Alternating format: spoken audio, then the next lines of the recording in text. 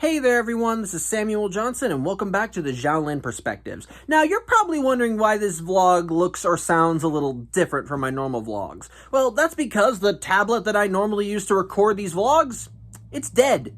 Yeah, for whatever reason it didn't charge today, so it's just sitting over there at 0%, probably gradually gaining more power, and well, I didn't realize it was dead until after I finished watching the episode. So as a result, while that's charging, I'm going to be recording on my phone, so you may see an upscale in terms of video quality, or you don't. My quality tends to go all over the map anyway, but it's an explanation for why the video might look different, so there you go. But with all that out of the way, let's get to talking about episode 41 of Xiaolin Showdown, Bird of Paradise. And minor rumination from the last video, I said that this episode would be the one to introduce the next big bad. I was wrong. I was completely wrong. We're not going to be seeing the next big bad till next week, so yeah, all the bad guys in this episode are ones you've seen before. But what happens in this episode is kind of important. Sorta? Maybe? Maybe not? I don't know. Basically, what's going on is that now that the Xiaolin monks have been promoted to the ranks of Wudai warrior, well, they are being given their first Wudai quest, and this quest involves searching for a creature called the Bird of Paradise, and how this quest gets marked is that this decrepit old lady is just wandering outside the Xiaolin temple singing out of tune, and this is supposed to be an omen for the Xiaolin monks to go look for the Bird of Paradise. How they're supposed to be able to look for it is that they're going to be given a leaf that when placed in water will point them in the direction of where the bird is supposed to be. And as such, the Xiaolin monks are supposed to use their wits and their moves and basically everything they have on them to just try and navigate through the rough terrain and eventually find the Bird of Paradise. And I do mean they have to only use their wits, as Master Feng tells them that they are not allowed to bring their Shengong Wu with them for this one. They have to specifically rely on their Wudai abilities, and they basically can't take any shortcuts, so to speak. So, well, off the Xiaolin monks go in order to find the Bird of Paradise, though they clearly run into some complications, mostly because Jack Spicer had the Xiaolin temple bugged, so he overheard their quest to go find the Bird of Paradise, and wouldn't you know it, his place was also kinda bugged, as one of Chase Young's warriors was eavesdropping in the form of a crow, and eventually went back to Chase Young to let him know, oh yeah, the Xiaolin monks are looking for the Bird of Paradise, so Chase decides to intervene as well. From there, the episode is just basically the Xiaolin monks going on a quest to find the bird and all the challenges they run into along the way. They end up crossing paths with the old lady again, who almost drowns in a river. They end up going through this weird, creepy little cavern that Chase brings to life to try and kill them. They end up duking it out with a bunch of flying demonic squirrels that shoot fire out of their mouths. That's kind of awesome when I say it out loud. And eventually they do find what they think is the bird, but they end up getting intercepted by Chase Young as the bird is located in the middle of his domain. And so he brings to light this giant demonic flying snake zombie whatever, and ultimately the Xiaolin monks have to take care of it, mostly because the old lady from earlier came back, and she ends up getting captured by the giant snake. As such, the Xiaolin monks are able to save the old lady, but unfortunately Jack Spicer managed to get his hands on the bird and flies away, and so Chase Young, thinking that at least the Xiaolin monks didn't get the bird, just kind of leaves as well, and the Xiaolin monks are kind of, well, sad that they failed their quest. But it turns out not really. For you see, the old lady, she's actually the Bird of Paradise, and she just takes on the form of the old lady singing out of tune to keep an eye on the Xiaolin monks. And it turns out this whole quest was her basically trying to test the monks, as there's a legend that apparently if you find the bird, it will bestow upon you great power and gifts and so forth. But it turns out the real gifts that the Xiaolin monks gain are the lessons they learned along the way.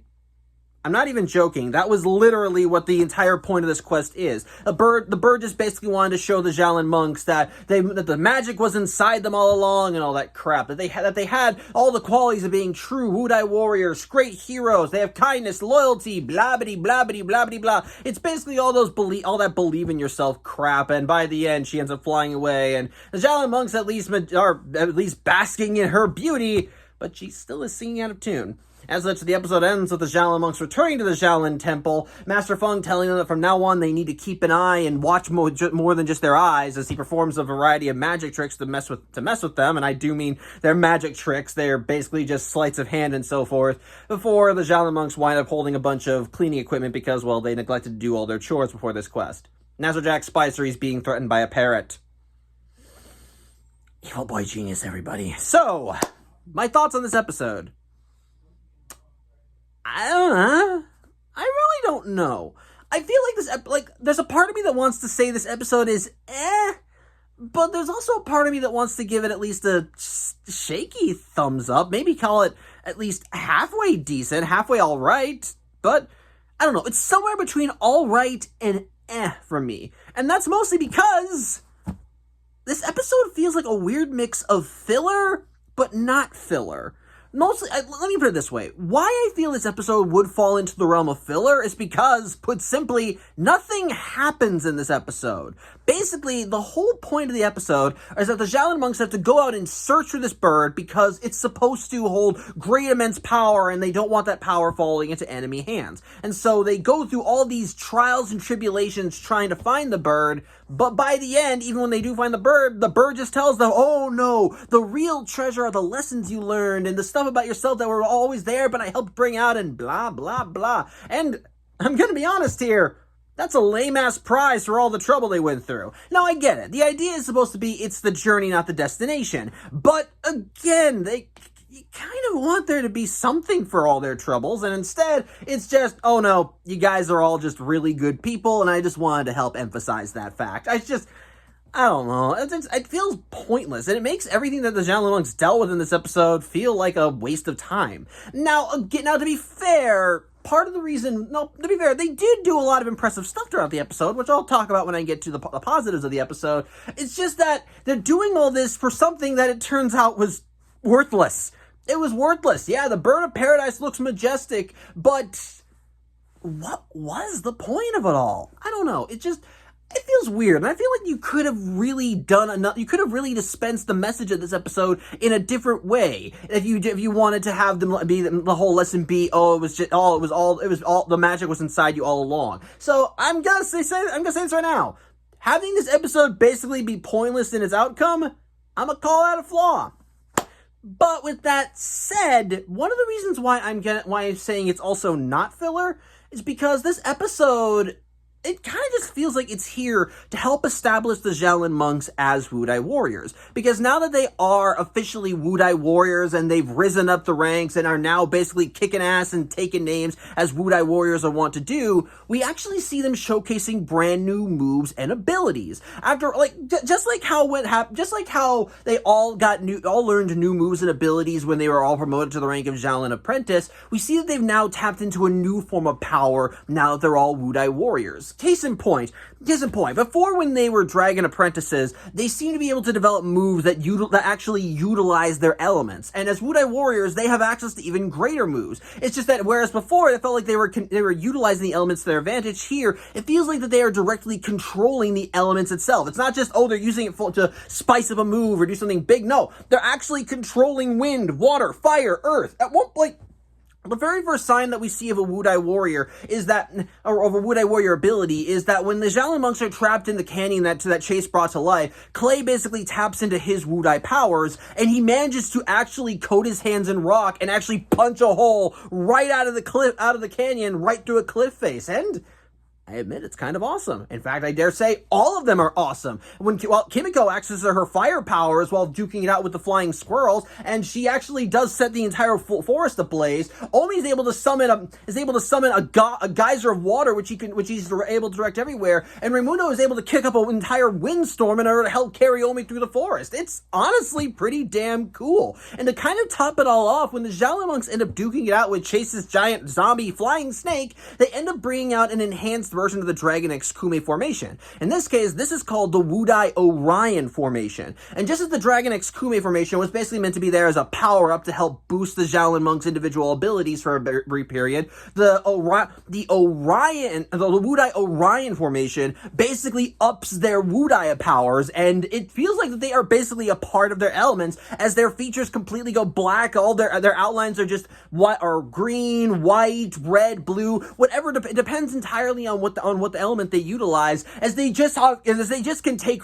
complete control over the elements itself and do some very impressive shit. It's honestly awesome, and I like seeing it in place. It's just having it all there as a part of this quest. I'm sorry to say, it feels like we're wasting our time, which I don't like saying, because like I said, when it comes down to the episode, it feels like it's mostly here to help establish the Xiaolin monks as Wudai warriors, and in that regard, it does it successfully. I actually do like seeing the Xiaolin monks taking on this stuff, and I like that by the end of the episode, it's made clear that they're going to be dealing with other such strange challenges as the series goes along, and they're going to have to be looking at things from a different perspective, that things are going to be more than meets the eye from now on, and I like that. It's a good way of establishing that the Xiaolin monks are growing and progressing through their training, that they're actually going to be facing even greater threats now that they're a higher rank and have access to brand new abilities. So I dig that. That is pretty damn awesome. It's just that, again, having it be dispensed through this episode, again, it feels pointless. Again, if it wasn't for the addition of the Wudai warriors, I'd call this episode filler, because the plot feels like just straight up filler. The entire quest feels pointless. The eventual reward of finding the bird of paradise is just a whole lesson of believe in yourself and your best qualities, and I find that to just be kind of dull. And as a result, going back to the episode and seeing the Xiaolin monks deal with all the challenges they do, duking it out with Jack Spicer, Chase Young, and on everything they go through, it feels like a waste of time. It would have been a little different, and maybe the bird gave them like some kind of trinket, like a MacGuffin that could have paid off later in the series, but no, it's literally just, I taught you guys to be your best selves, and how the bird best displayed that was by pretending to be an old lady, falling into a river, and having the Xiaolin monks go in and save her, even though it results in them being briefly separated from the leaf, which allowed Jack Spicer to get his hands on it. So, I don't know, I find that to be a flaw, and as a result of that, it makes the entire episode just lack a lot of weight that it really should. Again, if it wasn't for the positives of this episode, I would just call it straight up filler. But the positives are plot important, and they do kind of set the groundwork for what the Xiaolin monks will be expecting later on in the series, so I'll give you that. That's pretty damn cool, and of course, the action is awesome, as we're now seeing the Xiaolin monks utilize their new Wudai abilities, and how they're able to best use them in combat, which allows us to see some honestly really kick-ass moves and some brand new power-ups that I think it's really nice to see from the Xiaolin monks.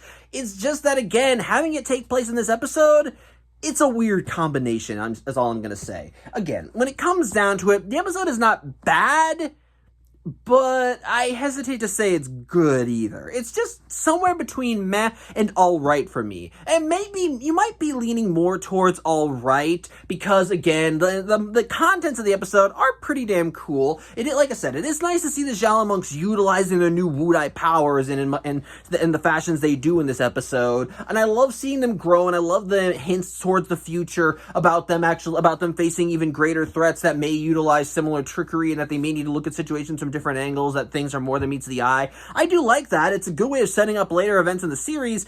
It's just that by having the episode be the way it is, it also feels like it's a waste of time, as by the end they really don't have anything to show for their efforts beyond, oh yeah, the treasure was inside you all along kind of dealing. And I find that lazy and stupid. So there you go. Overall, the episode is, like I said, it's meh to alright, maybe leaning more towards alright because of the contents, but by virtue of having the quest of the Bird of Paradise just be a simple find yourself quest, I do find it to be a little pointless, so take that for what it's worth. If you think the episode sounds like something you want to watch, go right ahead, watch it. I'm sure you'll find something entertaining about it, as, like I said, the contents of the episode weren't bad, it's just, I really wish the packaging was a little better, so yeah, that's really all I have to say. Thank you for watching. I'm Samuel Johnson. Hopefully next week my tablet will be charged up so I don't have to use my phone again. Or maybe you prefer my phone. I don't know. But next time we meet, we're actually going to be beating the next big bad. So until then, hope you have a good Friday and take care.